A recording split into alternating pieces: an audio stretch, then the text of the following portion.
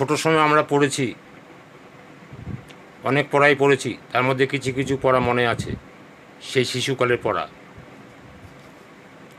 ভোর হলো দোর খোলো, খুকুমণি উঠোরে, এগুলো মনে আছে, পড়েছিলাম। তা আমাদের অনেক কিছুই মনে পড়ে, করেছিলাম তাই মনে পড়ে। এখনকার ছেলেপেলেরা কিছুই করতে পারছে না, ঘরে বন্দি হয়ে আছে। আমাদের ছোটোবেলায় অনেক বন্ধুবান্ধব ছিল, সেগুলো মনে পড়ে। এখনকার ছেলে মেয়েরা ঘরে আবদ্ধ হয়ে আছে, বইয়ের বোঝা, ওর চাইতে ওর বইয়ের বোঝা বেশি।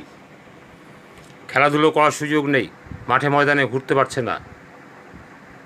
তাহলে নতুন জীবন কি করে পাবে? নতুন জীবন পেতে গেলে আপনাকে এই খেলাধুলার মধ্যে থাকতে হবে, তবেই আপনার নতুন জীবন লাভ হবে। 10টা বন্ধুবান্ধব হবে শিশুকালের, তাহলে সেইগুলো মনে পড়বে এবং ভাবতেও ভালো লাগবে।